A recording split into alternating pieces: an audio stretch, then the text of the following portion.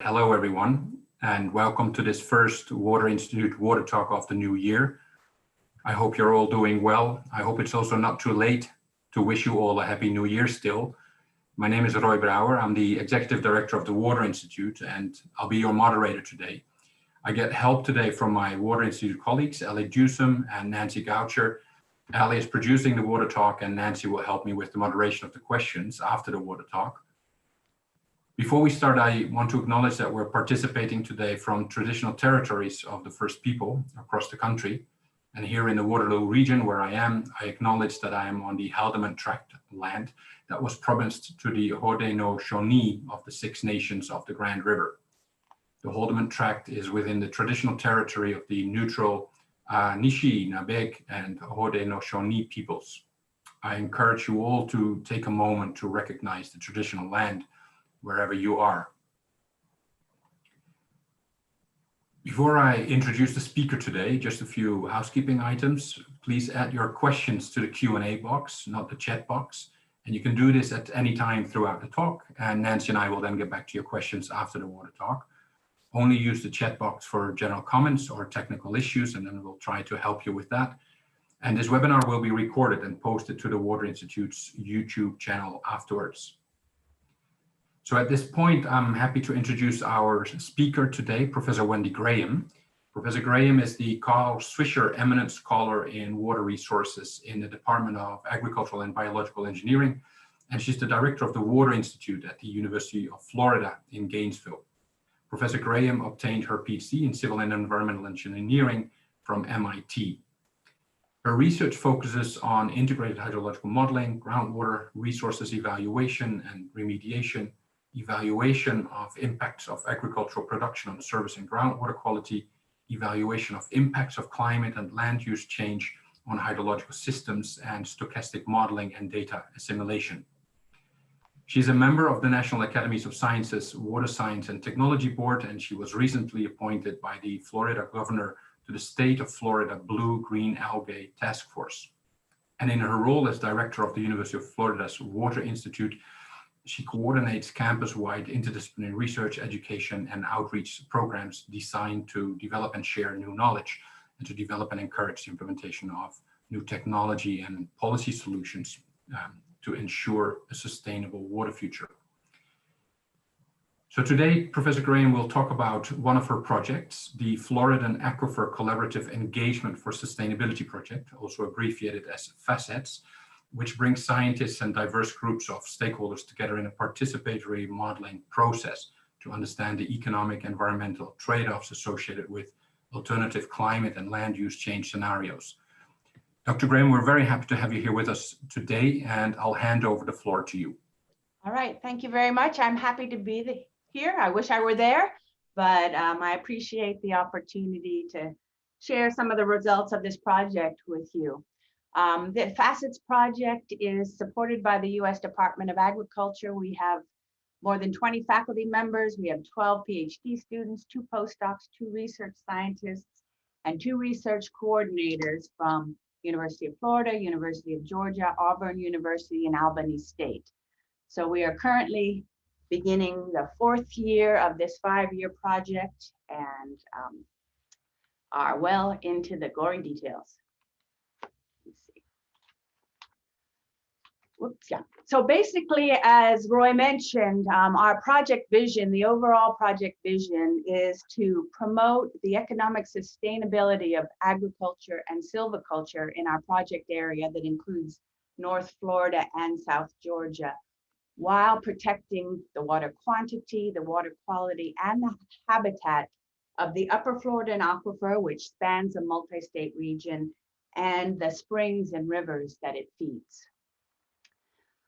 This map on the right is of the upper Floridan Aquifer. It extends all the way through Florida and in parts of South Carolina, Georgia, and Alabama. It's a large, one of the most productive aquifers in the world. It's a limestone karst aquifer. Over 10 million people depend on it for their water supply. It supports over $9 billion in agricultural related economic activity. It is increasingly coming under conflict because there's competition between urban agricultural, forestry, and environmental uses. And this competition is exacerbated by climate variability and climate change. Droughts in the Western United States have caused agriculture to migrate into the Southeast. And we have quite stringent environmental standards that are intended to protect the springs and the rivers that are fed by the Floridan Aquifer. So our focus is sustainability of the entire aquifer system, but these blue areas here are regions of the aquifer that are unconfined, so not separated by a clay layer from the land surface. So they're the most vulnerable to contamination from surface activities. And these are places where there are the strongest interactions between the aquifer and the springs and the rivers. So the most potential for groundwater pumping for agriculture or urban uses to impact spring flows and stream flows. So just to talk about the issues a bit, in Florida, there's a strong focus on declining aquifer levels that are leading to declining flows in the springs and rivers. And this is just an illustration here. On the left is a spring that is now completely dry. The middle are groundwater well records from the 1940s to present, showing a systematic decline. We also have increasing nitrate levels being observed in the springs and rivers. And here's records going back to about 1950, showing background levels on the order of 0.1 milligrams per liter nitrate nitrogen. And they've been increasing rapidly since the 1980s. So in Florida, we have mandated minimum flows and levels in our aquifers, springs, and rivers, as well as numeric nutrient criteria in the groundwater and springs and rivers to protect the natural water bodies as well as endangered and threatened species. And the numeric nutrient criteria for springs has been established at 0.35 milligrams per liter. So we're transitioning from an agricultural industry that was grappling with the 10 milligram per liter public health standard, now to order of magnitude 0.35 milligram per liter standard of nitrate in our springs. We see the highest concentrations of nitrate in agricultural areas, and isotope data indicates that synthetic fertilizer is the predominant source. So basically in Florida, we've looked at what's going on and come to the conclusion that at least 10 million gallons per day of pumping has to be reduced in order for us to achieve our minimum flows and levels, and nitrate leaching and nitrate in groundwater has to be released somewhere between 30 and 90% in order to reach the numeric nutrient criteria. So it's quite a big lift. Georgia has a completely different situation. So same aquifer, totally different concerns, a different regulatory system. In the Flint River, there are endangered mussel species. So they are under looking at the Endangered Species Act and violations of that. And then there is a conflict between Florida and Georgia over the use of the Apalachicola Chattahoochee Flint River, and that is fed by the Floridan Aquifer. This lawsuit between the states has been going on since 1992, and the next Supreme Court hearing about this conflict is this February 22nd. So they have different concerns, and there's this conflict between the states that we're grappling with. So I want to spend a little bit of time just talking about what we mean by Floridan aquifer sustainability. It's multifaceted. Basically, we're looking to have sufficient water to grow our crops, sufficient water to feed our springs and rivers, and sufficient water for urban and municipal uses. All of that while maintaining minimum flows and levels required to sustain the springs and rivers. As far as water quality goes, we're looking at protecting human health through achieving the minimum contaminant levels in the groundwater that is pumped for water supply, but also meeting the numeric nutrient criteria of 0.35 milligrams per liter that is set for groundwater emerging from springs and in the downstream rivers. Again, there are no numeric nutrient criteria yet for Georgia, but they certainly have their eye on what's happening here in Florida. But we want to do this by sustaining the local economy. So we are looking at solutions for sustainability that protect livelihoods and ensure a robust rural economy. So we're looking to protect ecotourism and sustain agriculture and forestry in the region, and doing this under a variety of state and federal policies. So I mentioned, the Clean Water Act is one, the Endangered Species Act is the other. Florida has minimum flows and levels, numeric nutrient criteria. Agriculture has voluntary BMP programs. So there's a mosaic of policies that we're operating under. So what we're trying to do basically is bring scientists and stakeholders together to really develop the new knowledge we need to explore the trade-offs in synergy among the regional economy and environmental quality. We know, or we hypothesize, that there's no win-win-win-win-win, that there are going to be trade-offs, and to move forward, we need to understand these trade-offs and then understand the changes that are needed to both protect agricultural water security and the environment, and then help develop the tools and incentive programs for improved decision-making from the individual farmer, resident, forester to statewide decision makers. So there are a lot of moving parts in this project. As I mentioned, we have 20 different faculty members from 4 different universities working on it. And this slide basically shows the diversity of the things we're doing. They're interconnected. On the left-hand side, we're doing field research, BMP, best management practice research at research farms, both in Florida and Georgia, basically trying to really understand the water and nutrient footprints of alternative ways of managing the cropping systems. And those are 5-year projects for various irrigation and nutrient management practices that I'll talk about later. We are feeding the data from these experiments and previous experiments in the area into a modeling platform that we've developed to basically extend the experimental results from a single research farm to predict both the farm and forest scale impacts and the regional impacts of alternative land use and production practices on water quantity and water quality. In particular, we're talking about nitrate and also economy. So we're doing these 2 scales, the farm forest scales, because that's where the decisions are made. And a lot of the basis of farming is sort of the right to farm, the right to make your own decisions.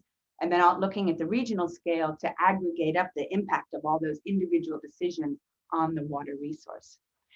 And what makes this different and more challenging than most modeling projects that I've been involved in is that we're doing this within a participatory process. So we're integrating stakeholder knowledge and experience with our new experimental data, our biophysical and economic modeling, in the hopes that our outputs will be more trusted and more useful for decision makers. And in particular, we're working with the stakeholders to basically define the baseline set of management practices that are currently going on out there in our focus watersheds, and to develop alternative future scenarios to begin to look at the trade-offs and synergies. We have people that are going to be using the results of these models and the experiments in willingness to accept and willingness to pay studies. So basically, they're looking at farmers' willingness to adopt BMPs and the public's willingness to pay them to do so through environmental services, and in the hopes that this will help develop incentive programs to move production practices toward environmental sustainability. And because it's our hypothesis that doing this with stakeholders will make our outputs more believable, but it's certainly not a given, we have a team of anthropologists that are studying the social learning that goes on in our process. So we always joke about that, is if the total thing goes up in smoke, at least the anthropologists will get a research article about what went wrong in our process. And we have communication scientists that are working to develop tools and curricula to extend what we're doing beyond the people that are actively involved in the project. And last but not least, taking these results out through the extension service to farmers, crop consultants, and local decision makers in the area. So just a quick bit about the BMP research in Florida. We are looking at a corn, carrot, peanut rotation, comparing that with a corn cover crop peanut rotation, which is the traditional practice. Georgia, we're looking at corn, cotton, and peanut. And in both states, looking at different fertilization rates, different fertilization application methods, different irrigation scheduling methods, use of winter cover crops, and different tillage rates. And we are wrapping up the 3rd year of this field research. It has 1 more year in the field and before it concludes. So just a few highlights. In Florida, we're looking at basically sensor-based, soil moisture sensor-based irrigation versus the traditional calendar practice that is used by the growers, and looking at different fertilization rates. And somewhat different than a typical agronomic study, we're not just looking at, where does yield sort of start to plateau based on fertilization, but where is that nitrate that's not taken up by the plant going. So some highlights so far for these 3 different fertilization rates. They found no significant difference between roughly 200 kilograms of nitrogen per hectare and 300 kilograms of nitrogen per hectare. And that so we can save 100 kilograms of nitrogen and 330 millimeters of water without any loss in yield. Similarly, for the carrot experiment, the 224 kilogram sensor irrigation saved 25 millimeters of water and 112 kilograms of nitrogen over the traditional practice of over 300 kilograms of nitrogen in calendar irrigation. And for peanut, they're not fertilized, but sensor irrigation saved about 150 millimeters of water. So basically backing down from the current fertilization practices and moving from a calendar-based irrigation system to a sensor-based irrigation can save us 30% of the fertilizer and 40 to 50% of the water used in Florida. In Georgia, because they do not have the same water quality requirements, at least not yet, they're focused more on fertilization practices. So they're using fertigation triggered by NDVI, drone measurements, not so much looking at different rates of fertilization, but similar to Florida, they found that sensor irrigation saves about 300 millimeters of water for corn. And if they use fertigation, they can save nitrate over a traditional broadcast practice. Cotton, again, sensor irrigation saved about 100 millimeters of water. They didn't find that fertigation worked very well for the cotton, and they're still trying to investigate that. But the NDVI scheduled fertilization worked quite well. And again, with peanuts, the sensor irrigation was found to save a significant amount of water. So again, we're pulling these data into our models in this participatory modeling process. Our goal is to ground the models in the real world, get growers and foresters and government regulators to help us define what is currently going on out there in the watersheds, and then to co-create these baseline and future scenarios, collaboratively interpret the trade-offs, discuss incentive programs, and implications for future policies. And we have over 25 stakeholder participants. They come from agriculture, forestry, environmental, non-governmental organizations, and state agencies, and they span Florida and Georgia. The group has committed to 5 years of joint meetings that were originally going to be in person, and you can see some pictures there. But since November 2019, we have been meeting by Zoom, which has been a whole learning process in itself. But to date, we've conducted 5 workshops and 6 webinars, and we're soldiering on even through this whole last year of not being able to see each other in person. It really helps that we had 3 solid years of relationship building before COVID struck. So I wanted to mention a little bit about the modeling platform that we are developing, where we're coupling a biophysical model with an economic model and using the scenarios as the integrating factor.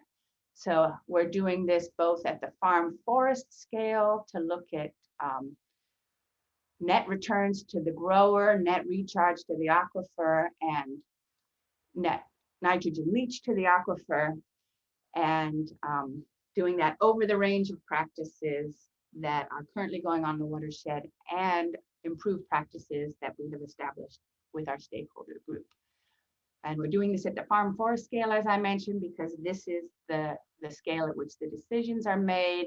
And then we're aggregating it up to the watershed scale through our scenarios to look at impacts of collective decisions on the regional economy, aquifer levels, spring flows, river flows, and nitrate concentrations in both the aquifer and the springs and rivers. The platform we're using is SWOT ModFlow RT3D. This is developed by Ryan Bailey from Colorado State University. The reason we picked this platform is it's really important for us to be able to predict impacts to crop yield for our various practices. So the SWOT model is supported by the USDA, well accepted in the agricultural community. And we use that basically to simulate plant growth response to our different management practices. And then SWOT feeds recharge and nutrient leaching to ModFlow that transports it into the aquifer and simulates groundwater and nutrient exchange with our springs and streams. So just a few results from our farm forest scale modeling. On the left, you see the current production systems. We're looking at traditional corn peanut. We're looking at the new corn carrot peanut rotation that is coming in. It's displacing a cover crop, adding income, adding nitrate, using water. We're looking at hay and pasture, as well as 3 types of forest that are grown in the area. And with our stakeholder group, we developed a series of what we call management systems. And basically what you should know is management system 1 is the most efficient irrigation, the lowest fertilization, the most intense and beneficial use of cover crops. And management system 3 is the least efficient, highest fertilization, no use of cover crops at all. What's currently we call conventional or traditional practices. And we have established these for the cropping systems, for the forage, and then for the forests. The forage management systems have more to do with planting density of trees, the rotation age before harvest, whether thinning is practiced, and whether they are fertilized.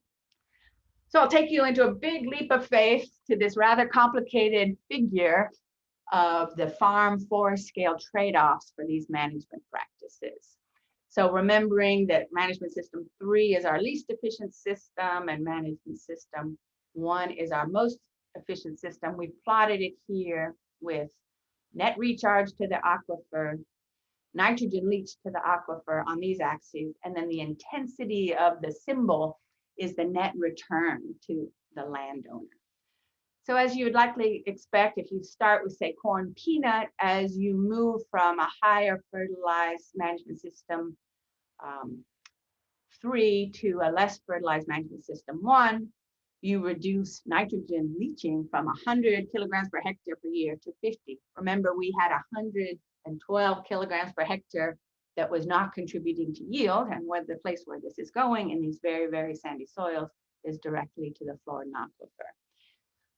Interestingly, when you think about net recharge, which is percolation into the groundwater minus what's pumped out of the groundwater, the least efficient irrigation system actually has the highest net recharge. Not as high as a natural system, but that extra water, we're using energy to pump it, and we're putting it on the fields. It's leaching nitrogen, but it's going straight back down to the aquifer. When you add carrots to the rotation, you can see that nitrogen leaching goes up, net recharge goes down, and the net return to the growers goes up significantly. So here we have one of those trade-offs. Much more lucrative to introduce carrot as a winter crop into your cropping system, but not moving us towards our environmental goals. Up here we have hay and pasture. So they are relatively high net recharge. hay is low leaching. The hay is cut and harvested and taken out of the watershed. So the nitrogen added for fertilization is removed from the system. Pasture is much higher leaching, and this was actually quite surprising to the stakeholders. They're still somewhat skeptical that pasture is as big a leaching problem as these row crops. So we're looking for more experiments to be done to verify these data. And then the forests, as you might expect, are low leaching. The net recharge variation is basically a function of this tree density and the rotation year. And this longleaf pine down here, it's not a natural longleaf, it's a plantation longleaf, high density, and that's why the net recharge is low. So basically, these are the building blocks of our watershed scale model that we now go back to the stakeholder group and say, okay, let's put together some scenarios for land use and land management to look at impacts on the resource. That arrow is just meant to show that, you know, if you're thinking about environmental outcomes, you want to move this way on the graph. But if you're thinking about economic outcomes, basically you want to move this way on the graph. So to our regional scale modeling, in Florida, we have our focus watershed is the Santa Fe River Basin. It's one of the basins in the Swanee River Water Management System. It's a pretty complex aquifer. I mentioned we have confined and unconfined regions, and that separation is delineated by the Cody Scarp, this yellow dashed line. So in our watershed, the uppermost part of the watershed is over the confining unit. That tends to be high water table, mostly forests up there. Below the Cody Scarp is where the springs emerge. These are artesian springs from the aquifer.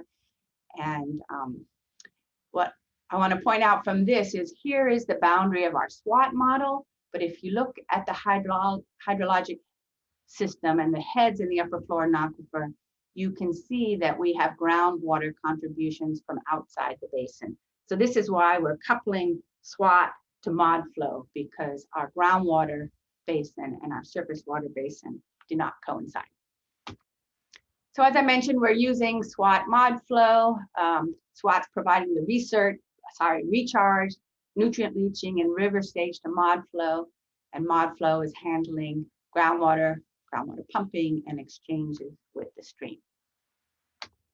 So just a few graphs to show how we're doing for stream flow. This is a particular area in the watershed, Fort White. It's an area with lots of springs. It's an area where minimum flows and levels are not being met, and the numeric criteria is not being met.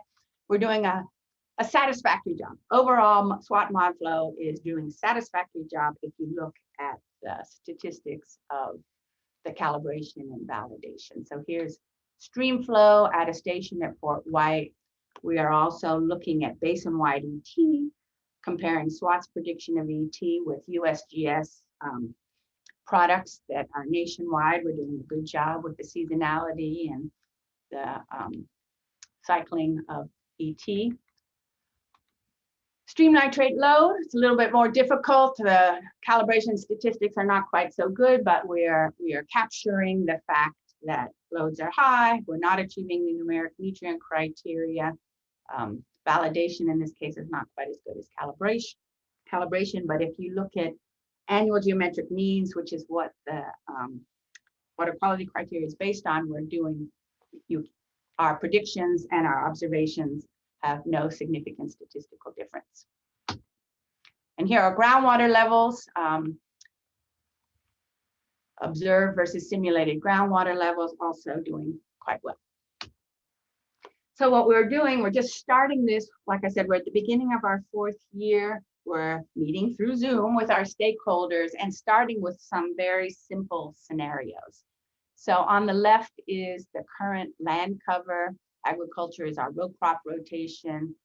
The bright green is hay, the darker green is pasture, and the intermediate green is forest. Lots of forest in this watershed. And basically, we've come up with 4 simple scenarios.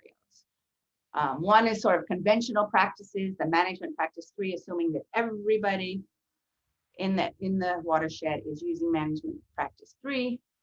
MS2, everybody is using those improved practices, less fertilization, more efficient irrigation management practice 1 is what the stakeholders and government currently assume are economically feasible best management practices. We see everybody's using those. And then finally, sort of a baseline natural system, all agricultural land converted to forest. So here's what the total leaching load looks like throughout the watershed. Basically, pasture, which had relatively high land area and relatively high load per unit area, is the biggest contribution to the aquifer. This again was a surprise to the stakeholders, but it's a lot to do with the land area and the high nutrient leaching we're seeing. Row crops, which people focus on mostly, are the yellow bar here. Again, large load per unit area, it's the second largest total contribution. Forests are also quite high because of their land area, so ranging from 10 to 16% of the total contribution. But basically, if you move from management system 3, which is conventional practices, to management system 2, improved practices, we can reduce the total leaching load to the aquifer by 34%. And if we move to management system 1, by 43%. So those are the ranges that the government agencies were thinking would be needed to reach the numeric nutrient criteria. However, when we go through the coupled model and SWOT mod flow and the surface groundwater interactions, this plot here basically shows nitrate concentration over time. Management system 3 is the top, then management system 2, then management system 1. We do see a significant or a systematic decrease in nitrate concentrations in the stream at Fort White, but even moving all agriculture to management system 1, which is currently assumed to be the economically feasible best practices, will not achieve the criteria. And here's our baseline or our all forest simulation. It does achieve the numeric nutrient criteria, and this is kind of an additional check in our model. It's consistent with background levels of nitrate in springs that are in currently completely forested spring sheds in our state and national forests. So stakeholders are beginning to squirm now that maybe some significant land use change might be required and not just tweaking of operations on existing practices. So as I mentioned, management system 1 improves the situation, but does not achieve the numeric nutrient criteria. And then as we move forward, we're using ModPath in the mod flow piece, basically to target vulnerable regions of the watershed for change. So this is this Fort White Springs area, and travel paths. We did some backward particle tracking to see, where the vulnerable regions are, and use those travel time distributions to manage expectation regarding time to recovery. So if you look at these travel time distributions, we're looking at a median age on the order of 20 years. This is very consistent with dating with isotopes and other natural tracers. And again, a little bit uncomfortable for government agencies who are hoping for faster responses to changes in practice. Okay, so that's my focus. I'm a hydrologist. That's the biophysical modeling. But as I mentioned, we're also doing economic modeling. I showed you the results of the farm forest scale modeling. Individual decisions, depending on other constraints, would tend to more intensive land uses. So the next phase is we have economists using IMPLAN to look at regional economic modeling. So for now, for these simple scenarios, they're looking at what does the regional economy look like as you move from management system 3s to management system 2 to management system 1, and then what does a completely forested watershed look like as far as the rural economy goes. So this is currently ongoing. I don't have any results for this yet, but it's a very important piece of the puzzle. As I also mentioned, let me see how I'm doing on time. Okay, I'm doing okay on time. We are doing this in a participatory process. We have a group of anthropologists studying us. So the researchers are, and the stakeholders are also research subjects. And they are, through surveys and interviews and focus groups, sort of evaluating how trust is being built and maintained through this process. And sort of through our last in-person workshop, which was November 2019, they were indicating that the stakeholders in the project team have high confidence in each other. They have high to medium confidence in the process and sort of medium confidence in the modeling results. So we're doing pretty well. Personally, I think as we start to look at these scenarios, we may see some less enthusiastic people about the modeling results. But anyway, we're tracking this and sort of what things are working and what things are not working to improve how we interact with these stakeholders, and then also provide a model for others to not make the same mistakes we did and learn from our experience.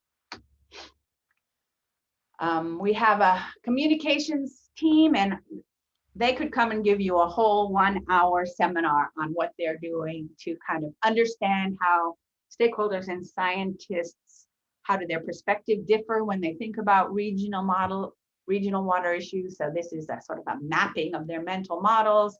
I can't go in the details, but there are significant differences on how these items cluster depending on whether you're a scientist or a government person or an agricultural producers.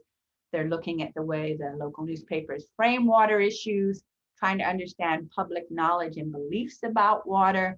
So this lower graph here is kind of hot off the press, looking at how people's beliefs align, their personal beliefs align with what they think the scientists believe. So similar to what you see in thinking about climate science, people on the political left, their personal beliefs are pretty well aligned with the scientists' beliefs. So here the question was, do you believe there'll be enough water in 20 years to meet demand?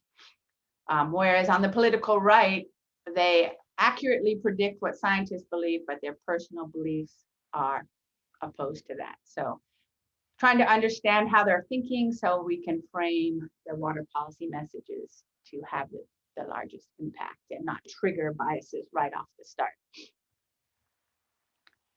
Another piece of the puzzle, once we've got these trade-offs, is looking at stakeholder preference. So we're doing valuation research, some economists on the team.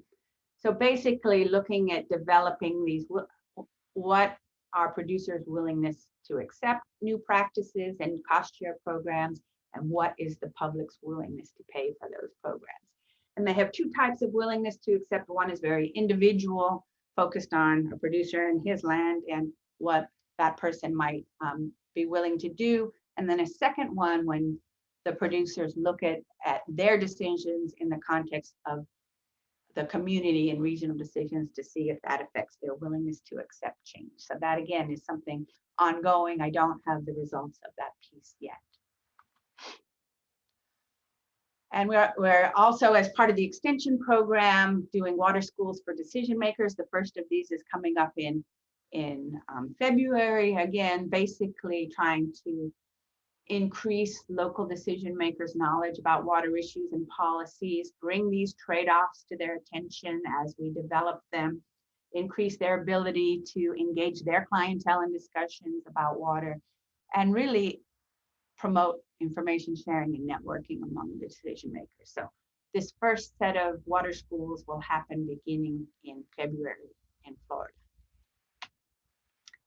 So that is the big picture. That's where we are. We are right in the midst, moving toward regional scenarios. I just put together a few lessons learned to date. We have a big team, 30 or 40 researchers and 25 stakeholders. It's very powerful. We have hydrologists and engineers and agronomists and anthropologists and science communicators. It's powerful, but it's a lot of work. That's our job at the Water Institute, to keep information flowing, keep personalities in check, and move forward. And we've learned to get used to having meetings about our meetings, in particular our stakeholder meetings, So we have our act together when we're asking them to give us their time. We've had lots of discussions in our project team about modeling and stakeholders' trust of modeling, and whether our goal should be to have the stakeholders trust the model, or should have the stakeholders trust the data, or the anthropologists are basically saying, if they trust you, they'll trust the model. You don't have to convince them about the model. So it's very, very interesting conversations, because as modelers, we want to show them the gory details about our calibration and validation, and tell them about all the warts and the caveats. And evidently, that's not the most important thing to people who aren't modelers. We're learning to talk more slowly. We're learning to learn new vocabularies, and that everyone has different needs and expectations and different reasons for coming to the table. And that includes both the researchers and the stakeholders. So understanding those and keeping them coming to the table takes work. And what does success look like? So what we are hoping for is some understanding and agreement on the changes needed to achieve both agricultural water security and environmental protection. The narrative, I don't know how it is where you guys are, but the narrative up until now is, we can all win.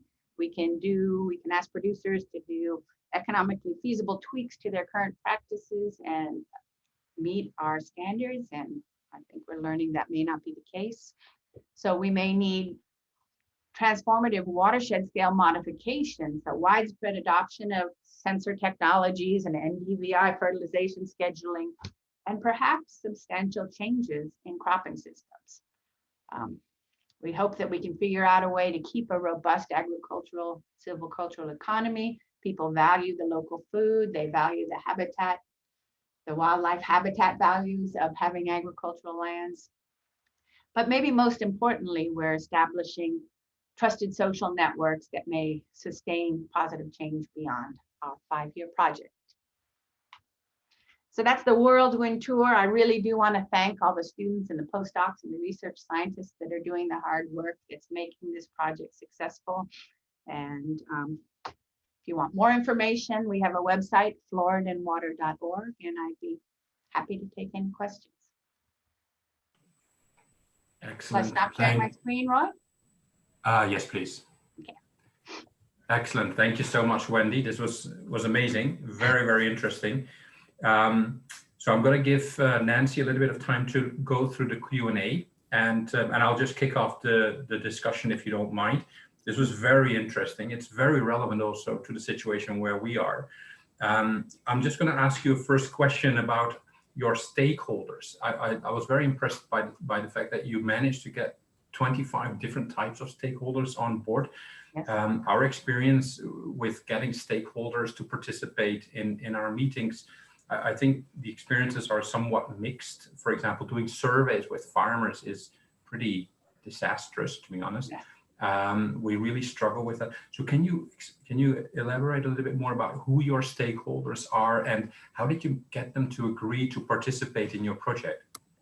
Yeah, well, so the stakeholders range from actual farmers, on the ground people that are growing corn and cotton and carrots and hay, to members of the Floridan Georgia Farm Bureau, to members of the Floridan Georgia Department of Agriculture. The same analogy in forestry. We have environmental groups, so conservation groups. Audubon is represented, Nature Conservancy is here represented. We have a local, one of the springs in our Florida area is the Ishitucknee, and we have the Ishitucknee Alliance represented. I think what brings at least the Florida people to the table is the fact that we have these regulations. They've been on the books for a decade and we're not getting any closer to meeting them. So the environmental community anxiety is ramping up, and the regulatory arm on agriculture is changing. So right now, everything's voluntary, but our state legislature just this past year has now required that they report the fertilizer used on their farm. So farmers are seeing the future, and they are being persuaded by the Farm Bureau to get in on the solution rather than just sit out on the outside and wait for it to happen. So we carefully picked people. We had them nominated, and you know, there are lots of people, sort of very extreme poles that don't do well in the participatory environment, but we used our personal relationships, and we have professional facilitators. Modelers are not good at facilitating meetings with stakeholders. And so we have professional facilitators that are doing that, and you know, checking in with them in between. So it is very time consuming. And I will say that we are having similar problems with agricultural surveys. These willingness to accept surveys have gone out, and the response rate is miserable. So the actual growers, it's hard to get them to participate, but they feel represented by the Farm Bureau. So that's our connection. And through the extension services, another connection to that. Yeah. And BMP programs are already in place, or you're exploring the development of completely new BMP and cost sharing programs? Right. So if a farm is within a watershed that is not meeting these numeric nutrient criteria, the law says they are required to implement BMPs. However, the law doesn't say what the BMPs are, and we don't really know how effective they are. And up till now, don't really know how effective it will be if everybody does it. So yeah, so the laws are there, but they're a little bit vague at this point. And what constitutes a BMP is a little bit vague. So I see. Yeah. Okay, thank you. Nancy, can I hand over to you? Yep, absolutely. Thanks. There's a number of more kind of technical questions in the chat box. So one is around, maybe you can speak to the 0.03 milligrams per liter goal for spring water. Is that for nitrate or nitrogen? And that seems really low. Yes, it's very, very low. It's for nitrate nitrogen. So it's analogous to in the US, we have a 10 milligram per liter health standard. I know in Europe it's 44 because it's nitrate itself. I don't know, in Canada, is it 10 or is it 44 that you guys think about as far as your nitrate standard for drinking water?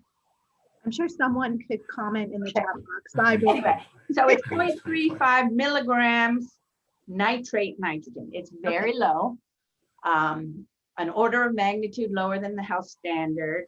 There is some controversy about it, but it's designed or set because of harmful algae that has been accumulating in springs. We have a whole separate project looking at whether that standard is, I won't say correct, but you know, it's like a one hammer thing. We have an ecosystem and it is changing. Nitrate is increasing, algae is increasing, but a lot of other things are changing too. For example, flow rates. So one of the projects we have are trying to look at the relative impacts of lower flow rates and higher nitrate. So the lower flow rates contributing to higher residence time and more time for algae to develop. So it is very low. And you can do a back of the envelope calculation that says you can't leach any more than 1 kilogram per hectare of nitrogen in our typical recharge water to achieve 0.35 milligrams per liter. So it is kind of a pre-Columbian goal, you know, not pre-agriculture, pre-development, not easy to achieve goal. Okay, great. And then there's some questions about the pasture lands. Yeah. So, and the leaching around that. And Yes. I think some people were trying to guess at what might be happening, whether there's crop rotation happening. Is there animal manure being applied? Yes. So many guesses as to what's causing bleaching. Yeah, so this was kind of a surprise to me. I'm not an agronomist, and so it turns out hay is very efficient. Grass is very efficient at taking nitrogen up. So if you have a hay field, you apply up to 300 or 400 kilograms of nitrogen per hectare per year. As long as you cut the grass and take it out, you've removed that nitrogen for the system. But in the pasture, they're fertilized and then they're stocked with animals. The stocking density in our conventional practice is 1 cow per 2 acres. I can't remember, like 0.7 hectares, something like that. But the only time nitrogen is taken out of that system is when the calves are removed and sold. So there's a lot of recycling that goes on with the manure as well as the fertilizer. And if you just look at the nitrogen balance, the fact is that there's not much nitrogen taken out in a calf. And that's the only way for nitrogen to leave, except through volatilization or denitrification or leaching. We're not positive our practices are really representative, and we're not positive our mineralization routines and SWOT are perfect. So that's where we're trying to gather some more data, because especially for the management system 3 with more fertilization and higher stocking density, those numbers seem rather high. Okay. There's a comment. I think they're suggesting that in Ontario, we don't really fertilize our pastures. And, yeah. And also, someone responded, our Ontario goal is 10 milligrams per liter for nitrogen. Okay, so that's the health standard. Yeah. I think so. Roy, do you want me to take one, or do you have a question? Well, I can take the ones by Tyler, and maybe I combine them. So Tyler Hampton is asking whether there have been experiments looking at the impact of no-till to nutrient leachings from fields, and maybe a little bit related to that, he's also interested in the nutrient exports from forests, and whether there are any fire managed systems in the case study area where you work. Okay, so the answer to the first question is we are not actively experimenting in this project with no-till versus traditional conventional tillage. So, and I'm not an agronomist, so I won't have it perfectly. So I guess whatever is typical for the crop, that's what we're doing. And some of them are no-till and some of them are conventional tillage, but we're not actively side by side comparing them. And that's not a management practice that we're looking at in our simulations, you know, whether you do no-till or tillage. And as far as the forests go, SWOT will not simulate fire, so we don't have fire management simulated there. Basically, the nitrogen, the source of the nitrogen is mostly atmospheric deposition. There is some of the management systems have a small amount of nitrogen applied, but there is no fire management there. It's thinning, pine straw raking, and rotation age are the things, and fertilization rates are the 4 practices that are being looked at in our project. Great. Thank you. Nancy, do you want to take one more question? You know, I'd like to sneak in with a question of my own quickly. I'm wondering, so I'm a knowledge mobilization specialist hired by the Water Institute, so I'm particularly interested in the engagement of stakeholders and also the transfer of outcomes from science outcomes to the real world and implementation. And I'm wondering, and part of that is really about engaging stakeholders through the entire process. But like you said, it's a ton of work. I'm wondering, do you think your researchers would engage in a project like this again, given the amount of work? Or maybe, you know, or maybe how important is some of the staff that is supporting the project in addition to the researchers, and having some of that funding and resources there available for some of that work? Yeah, I'd say having the staff and the professional facilitators is extremely important. And it's budgeted in our project. So absolutely, the scientists should not be organizing these meetings. It just wouldn't work. I think that the amount of work that it's taking is surprising to all of us. Would they do it again? Some would probably definitely not. You know, so we have to work and convince ourselves that the models are doing what they should be doing and the data are correct and all that. And that takes, you know, all our within discipline discussions. And then we start talking about to the facilitators, and it's like a whole nother level of effort to translate those results into something that will be meaningful to stakeholders with a variety of different backgrounds. And so we were originally frustrated in that they didn't want us really to present a lot of our results. They were more doing the relationship building thing. You know, that was that thing about, well, if they trust you and they have a relationship with you, they'll trust your results. And we're like, now, wait a minute.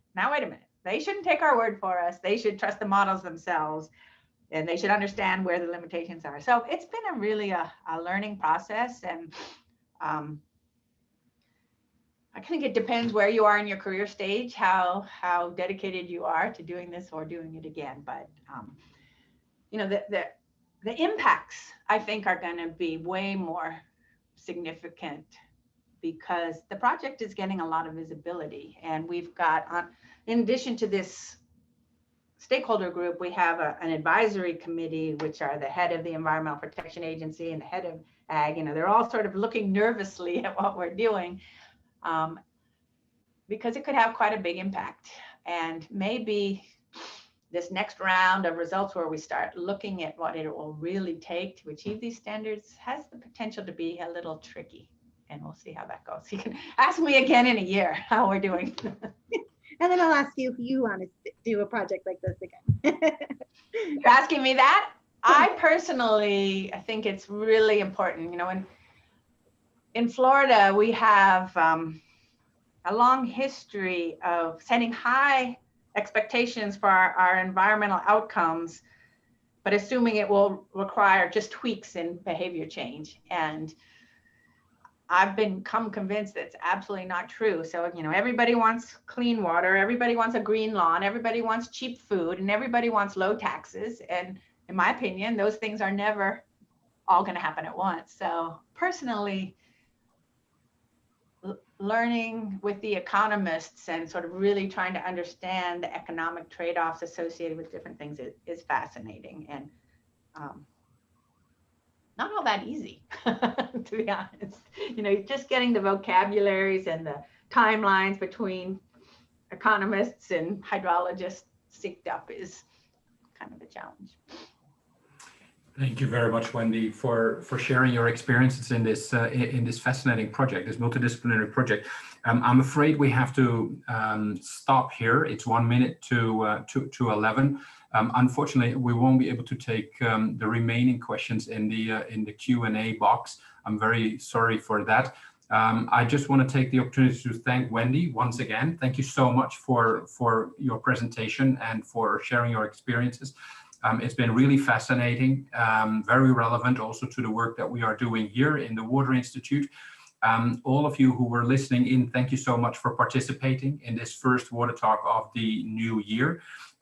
We have another WaterTalk already in the books in a week time on the 28th of January at 1:30 p.m. We have Kamini Singh from the Colorado School of Mines give a WaterTalk, and he's going to talk about a slightly related topic. He's going to look at groundwater service water connectivity. So I hope to see you all again in a week time. In the meantime, stay healthy and safe. And once again, thank you so much for participating. Thank you, Wendy.